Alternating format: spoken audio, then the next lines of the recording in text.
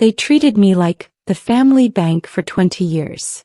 So I canceled every card, stopped every payment, and let them all go broke. Before we continue, I want to hear from you. Where are you watching this from? Subscribe, say hi, and be part of our growing family. The phone buzzed at 2:17 a.m., pulling me from the first decent sleep I'd had in weeks. My sister Carol's name flashed across the screen, and my stomach dropped before I even answered.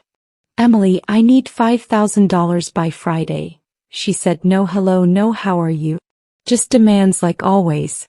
I sat up in my Seattle apartment, staring at the rain streaking down my window, feeling something crack inside my chest. "Carol, I just sent you $3,000 last month for your car payment. What happened to that money?" My voice came out steadier than I felt.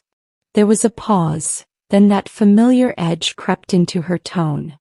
"Why you always keeping tabs? Family helps family, or did you forget where you came from?"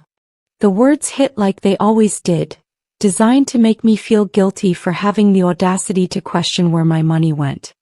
I'd been the family bank since I was 23 years old, fresh out of college with my engineering degree and a salary that seemed like a fortune to everyone back in Atlanta. Now at 42, I'd funneled over $400,000 into the bottomless pit of my family's dysfunction. Mama's medical bills. Daddy's business ventures that never launched. My brother Byron's child support. Carol's endless emergencies. "I'll see what I can do," I whispered, already knowing I'd send the money. I always did. But as I hung up, something felt different this time. The automatic guilt wasn't washing over me like usual. Instead, I felt tired. Bone deep, soul-crushing tired. I pulled up my banking app and stared at the numbers, really looked at them for the first time in years. My retirement account should have been over $600,000. It was at $42,000. Friday morning, I wired Carol the money and decided to do something I'd avoided for 2 decades. I looked at every single transaction I'd made for my family. My hands trembled as I opened spreadsheets, bank statements, Venmo receipts. The coffee in my Seattle office went cold as the numbers built a monument to my stupidity. $467,812. Gone. But it wasn't just the money. It was the pattern. Byron had called me his favorite sister, while asking for $40,000 to invest in his friend's barbershop. That barbershop never opened, but Byron got a new Escalade. Mama had sobbed about losing her house, twice, and I'd paid off mortgages she'd refinanced to buy things she didn't need. Daddy's business opportunities funded his girlfriend's lifestyle while my stepmother Linda worked double shifts. My phone rang. "Mama. Baby girl, I'm so glad I caught you. Listen, the church is doing this mission trip to Jamaica and I really feel called to go. It's only $4,000 and..." I cut her off. "Mama, didn't I just pay your property taxes last month? That was $8,000. Silence. Then, "Emily Marie Hill, I raised you better than to throw money in my face. That's disrespectful." My therapist, Dr. Sandra Hamilton, had been telling me for 3 years that I was being financially abused. I'd always brushed it off because how could your family abuse you? They loved me. They needed me. But sitting there looking at $500,000 of love, I finally saw it clearly. They didn't love me. They loved my wallet. That night I called my best friend Janelle. "I need you to help me do something crazy," I said. She'd been waiting for this call for 15 years. "Thank God," she breathed. "I'll be right over." Janelle arrived with wine and her laptop, her dark eyes serious. "You ready to really do this? Because once you start, there's no going back." I nodded, pulling up my list. My family was on 12 of my credit cards as authorized users. They had access to 3 of my bank accounts. I paid insurance for 6 people. 7 cell phone lines. 2 car notes that weren't mine. Rent for my cousin Morgan's apartment. They're going to lose their minds. Janelle warned, her fingers already flying across her keyboard. She was a financial advisor and had watched me hemorrhage money for years. Let them, I said, surprised by the steel in my voice. We started small. I removed Carol from a credit card she barely used. Within an hour my phone rang. Emily, my card got declined at Target. I had a cart full of groceries. I took a breath. I removed you as an authorized user. You'll need to use your own card. The explosion was immediate. Are you kidding me?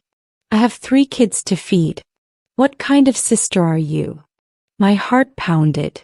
The kind who just sent you $5,000 3 days ago. Use that. She hung up on me. The next card was Byron. He noticed within minutes. Yo, what's good? My card ain't working. His voice was casual, unconcerned. I removed you, Byron. You need to get your own. Long pause. Emily, don't play. I got payments due. I felt the old guilt rising but pushed it down. You got a job. Make those payments yourself. You really doing me like this? After everything? His voice turned cold. After everything? Byron, I gave you $40,000 last year. What did you do for me? Silence. That's what I thought, I said softly and hung up. My hands were shaking so badly I had to put the phone down. Janelle squeezed my shoulder. You're doing the right thing. Keep going. By Sunday my phone had 63 missed calls. Mama had organized an emergency family meeting at her house in Atlanta. My Uncle Jerome texted, "You better be there. Family doesn't abandon family." The manipulation was so obvious it was almost funny. Almost. I booked a flight, but this time Janelle came with me. You need a witness, she insisted. They're going to gaslight you into believing you're crazy. Mama's living room was packed. Carol sat on the couch I'd bought 3 years ago, arms crossed. Byron leaned against the wall, jaw tight. Daddy was in his recliner, the one I'd purchased last Christmas. My Aunt Loretta, Uncle Jerome, Cousin Morgan, even my stepmother Linda, who usually avoided family drama. 12 people all staring at me like I'd committed murder. Sit down, Emily, Mama said, her voice that dangerous calm that used to terrify me as a child. I remained standing. Janelle positioned herself by the door. I'll stand, thanks. Mama's eyes flickered with something I'd never seen before. Uncertainty. She wasn't used to me saying no. What's gotten into you, baby girl? Daddy started, his voice dripping with disappointment. Your mama tells me you've been cutting people off from your accounts. That's not how we raised you. I pulled out my folder, hand steady now.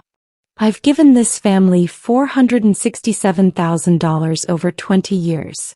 I have receipts for every dollar. The room went silent. Aunt Loretta's eyes widened. That can't be right, Carol said, but her voice wavered.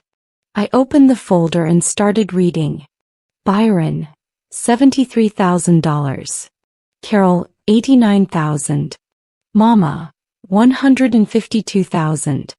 Daddy, $68,000. Morgan, $31,000. Various other family members, $54,000. I looked up. $467,000. And not one of you has ever paid me back a single dollar. Uncle Jerome stood up, his face red. Now hold on. Family helps family. You making good money up there in Seattle. What's the problem? I turned to him slowly. The problem, Uncle Jerome, is that I'm 42 years old with barely anything in retirement because I've been funding everyone else's lives. The problem is I can't afford to buy a house because my credit is maxed supporting family who won't support themselves. You chose to help. Carol jumped up, pointing at me. Nobody forced you. That's when something inside me snapped. You're right. You didn't force me. You manipulated me. Every call started with, "I'll pay you back." Every request came with, I wouldn't ask if it wasn't an emergency. But Carol, tell everyone here what the $5,000 emergency was this week. She went pale. Emily, tell them. My voice rose. Or I will. Silence. I looked around the room. She needed it for a girls' trip to Miami. A vacation. While I'm here eating ramen for dinner because I'm broke from keeping everyone else afloat. Gasps rippled through the room. Byron shifted uncomfortably. Man, that's different. My situation was real. I laughed and it sounded bitter even to my own ears. Your barbershop investment? The one that never happened? I saw you post pictures of your new Escalade the same week. You think I'm stupid? His jaw clenched. You were supposed to be family, not the FBI. And Byron, I continued, my voice shaking with anger now. Remember when you borrowed my identity to open a credit card 3 years ago? Yeah, I found out about that too. That's fraud. Actual crime. But I fixed it and never said a word because you cried and said you'd lose your job. Mama gasped. Byron, you did what? The room erupted in arguments. Voices overlapping, accusations flying. But I wasn't done. Mama, do you want to tell everyone where the property tax money actually went? Or should I? Mama's face went ashen. Emily Marie, don't you dare. But I was done protecting everyone's lies. The $8,000 I sent for property taxes last month went to the plastic surgeon for your tummy tuck. I called the county office. Your taxes aren't even due until December. The room went dead silent. Linda, my stepmother, slowly turned to look at Mama. You told me Emily couldn't help with Linda's surgery because you needed. Mama cut her off. Stay out of this. But Linda stood up, her voice trembling.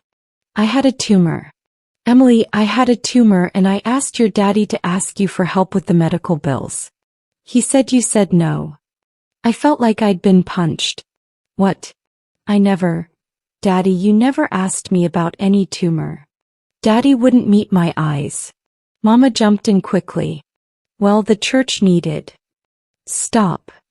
Linda's shout surprised everyone. Just stop lying. For once, just stop. He turned to me, tears streaming. I had surgery 2 months ago. Paid for it myself by borrowing from my sister. Your daddy told me you said family handouts had to stop. The pieces clicked into place. He never asked me, did he? Linda shook her head. I looked at Daddy, this man I'd worshipped my whole life. You kept Linda's medical emergency from me because you knew I'd help her instead of giving you money for. What was it? What did you actually need my money for? His face hardened. My business. Your girlfriend. Linda screamed. Tell her about Crystal. Tell her where the money really goes. The room exploded. Aunt Loretta stood up. Crystal? Jerome, did you know about this?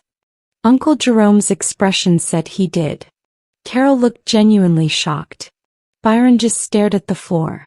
Janelle caught my eye, her face reflecting the horror I felt.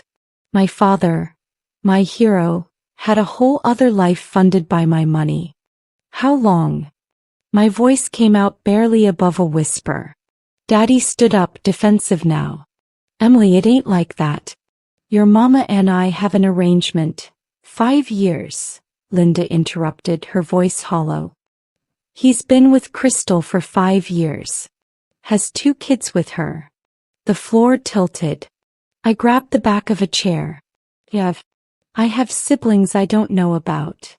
Mama finally spoke, her voice sharp. This is exactly why I didn't want this conversation. You're being dramatic, Emily. So your daddy has another family. Lots of men do. That don't mean he loves you less. I stared at her, truly seeing her for the first time. You knew and you let me send him money for business investments while he was supporting another family. Don't judge what you don't understand, Mama snapped. Marriage is complicated. I laughed, high and hysterical. Oh, I understand perfectly now. You get your surgeries and your church trips and your shopping sprees. Linda works herself to death while her tumor grows. And Daddy funds his second family. All on my dime. All while pretending to be one big happy family. Carol found her voice. Emily, look, this is messy, but you still are family. You can't just abandon us. I turned to her slowly. Abandon you? Carol, name one birthday of mine you remembered in the last 10 years. One. She opened her mouth, then closed it. Byron, when's the last time you called me just to see how I was doing? Not to ask for money. Just to talk. Silence. Mama, when's my birthday? She blinked. July. No, June? Baby, you know I'm bad with dates. August 15th, I said softly. I'm 42 years old today. Today is my birthday. I flew here on my birthday because you said it was an emergency. This was the emergency? Yelling at me for having boundaries. The room went still. Janelle pulled out her phone and played a video. My voice came through the speaker. I'd love to come home for my 40th birthday, Mama. Mama's voice. Chilly, I can't do nothing special right now. Money's tight. Maybe next year. Cut to a Facebook video of Mama's extravagant church anniversary party the same weekend. Spent $12,000. My money. Janelle had come prepared. She connected her laptop to Mama's TV and pulled up a presentation. Since we're all here, let's look at some facts. Images flashed across the screen. Venmo requests. Text messages. Bank transfers. Each one time-stamped and labeled. The family watched in growing horror as 2 decades of financial abuse played out in high definition. This one's my favorite, Janelle said, clicking to a text thread. Carol's voice recorded, I swear on my kids, Emily, this is life or death. I'm about to be evicted. Cut to Facebook posts from the same week showing Carol at a resort in Cancun. She sent her sister $8,000 for rent, Janelle narrated. She used it for vacation. While Emily ate toast for dinner to make her budget work. Byron stood up. Hey, we get it. We messed up. But airing all this out, sit down, Janelle's voice cracked like a whip. You don't get to speak. You committed fraud. Emily could have pressed charges.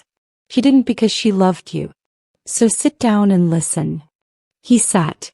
The presentation continued. Daddy's business loan, that became a down payment on a house for Crystal. Mama's medical emergency, that was cosmetic surgery number 3. Morgan's car repair, that was actually bail money for selling drugs. Each lie documented, time-stamped, proven. By the end, several family members were crying. Here's what's going to happen, I said, my voice steady now. I'm cutting off every single one of you. Effective immediately. Every credit card, every bank account, every payment. You're all on your own. Mama found her voice. Baby, you don't mean that. You're hurt, but family is forever. Family is supposed to be forever, I interrupted. But this isn't family. This is financial abuse. This is emotional manipulation. This is fraud. And I'm done. I stood up, Janelle gathering her things. Wait, Linda spoke up. Emily, I never took a dime from you. I need you to know that. I looked at her, this woman who'd worked so hard. I know, Linda. I'm sorry I didn't know about your tumor. Here's my number. Call me directly if you need anything. The flight back to Seattle was silent. Janelle held my hand as I stared out the window, watching Atlanta disappear below. My phone was on airplane mode, but I knew what was waiting. The calls. The texts. The guilt trips. The threats. Right on schedule. When I landed, my phone exploded. 74 text messages. 31 missed calls. Voicemails full. I listened to them in the Uber ride home.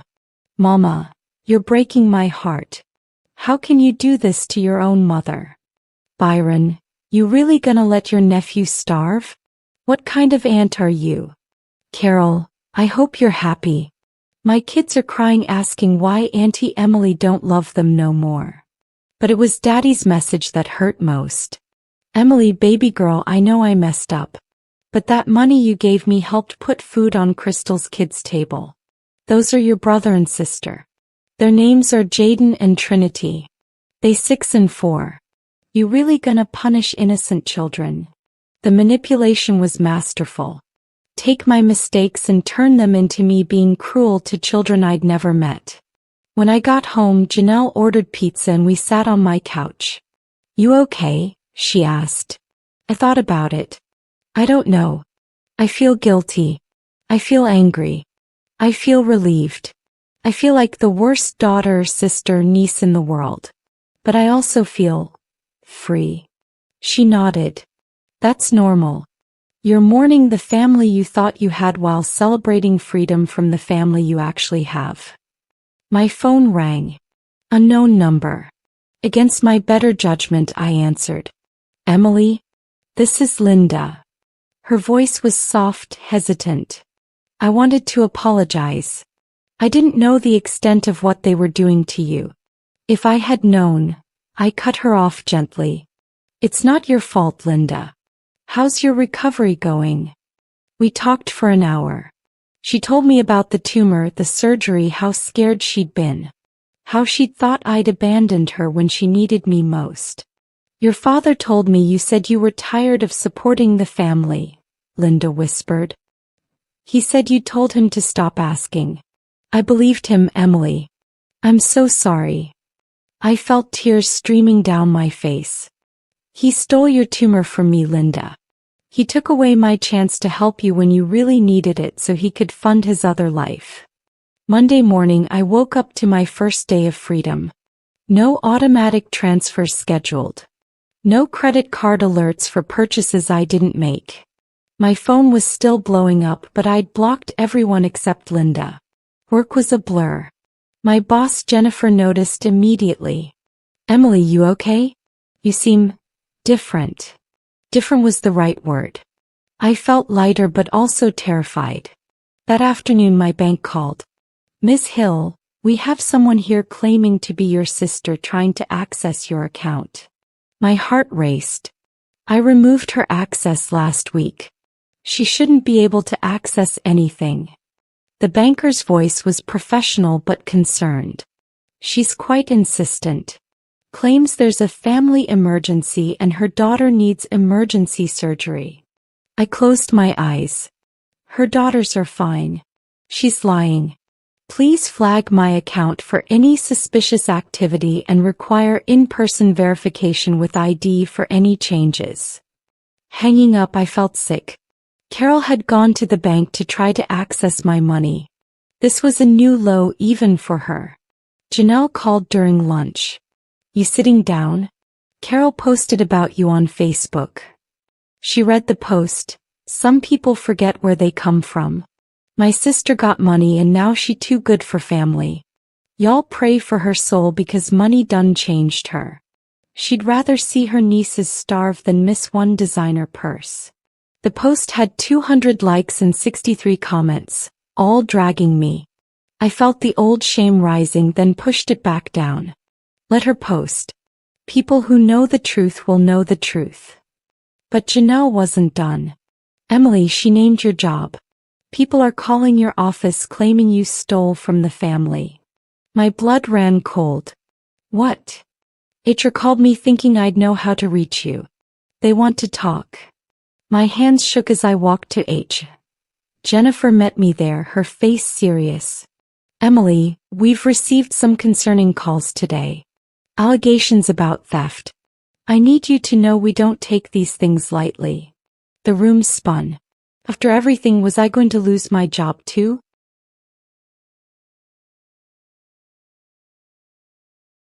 Before you say anything, I interrupted, I need you to see something. I pulled out my laptop and opened the folder Janelle and I had compiled. 20 years of bank statements, text messages, emails.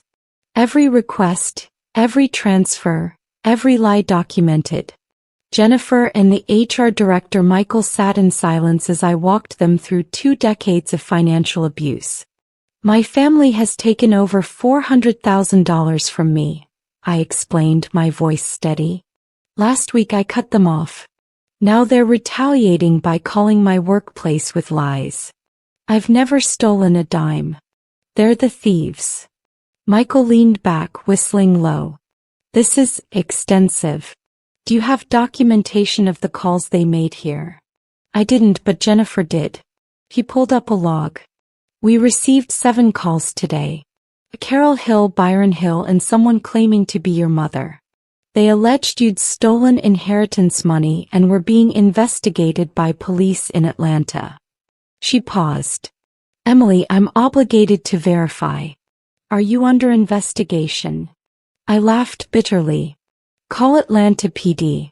I'll give you the precinct number. There's no investigation because there's no crime. Except maybe the fraud my brother committed using my identity. The next hour was surreal. Michael called Atlanta PD, my bank even pulled my credit report with my permission. Everything checked out. I was the victim, not the criminal. Ms. Hill, Michael said formally, I apologize you had to go through this. We're going to document these calls as harassment. If your family continues to contact your workplace, we'll pursue legal action against them. Walking out of that office, I felt vindicated but also scared. If they'd go after my job, what else were they capable of? That night, I changed my locks and installed security cameras. Janelle thought I was paranoid until we checked my Ring doorbell footage. Byron had been at my apartment complex 3 times that day trying doors. I called the police and filed a report. The officer who responded was a black woman around my age named Officer Michelle Wright. She looked at the footage, then at my documentation of the financial abuse. Ma'am, you need a restraining order. Today. What you're showing me is stalking, harassment, and attempted access to your home. This is serious. By midnight, I had emergency protective orders against Byron, Carol, and surprisingly, Daddy. Officer Wright had pushed for it. Your father showing up could escalate the situation. Better safe than sorry. I signed the papers, hands shaking. My family. I was getting restraining orders against my own family. 3 days later, I got a Facebook message from someone named Crystal Monroe. You don't know me, but I think we need to talk. I'm your father's. I'm in the other family. Can we meet? Every instinct screamed no, but curiosity won. I agreed to meet at a coffee shop with Janelle as backup. Crystal was beautiful. Mid-30s, warm eyes, nervous energy. 2 kids with her, Jaden and Trinity, my half-siblings. They had Daddy's eyes. My eyes. Thank you for meeting me, Crystal said softly. I needed you to hear the truth from me. Over the next hour, she dismantled everything I thought I knew. Your father told me his wife died 10 years ago. He said you were his only child and you'd inherited money, that you were helping him because you wanted to. He said his family blamed him for your mother's death and that's why he couldn't see them. My coffee went cold as she spoke. He showed me pictures of houses, said this was where he grew up, where you grew up. I believed him. It wasn't until last month that I found out the truth. I saw him at a restaurant with your mama. His wife who's very much alive. I followed him home to Loretta Street. That's when I realized everything was a lie. She pulled out her phone showing me bank statements. Emily, look at the amounts. He told me these were business expenses. But look at the dates. Every deposit matched my transfers to Daddy. Every single one. He was taking your money and telling me it was his business profits. I thought we were building a future. Turns out we were just another scheme. He started crying. I'm so sorry. I never would have been with him if I'd known. The kids played with tablets while we talked. What are you going to do? I asked gently. Crystal's face hardened. I already did it. I went to legal aid. I'm suing him for fraud and emotional distress. And she hesitated. I told your mother everything. Showed her the messages, the lies, all of it. She kicked him out yesterday. 6 months later, I stood in my new house. A modest 3-bedroom I'd purchased with my rapidly recovering savings. Janelle helped me hang pictures while Linda arranged flowers in the kitchen. It's perfect, Linda said, hugging me. Since everything imploded, she'd become the family I'd always needed.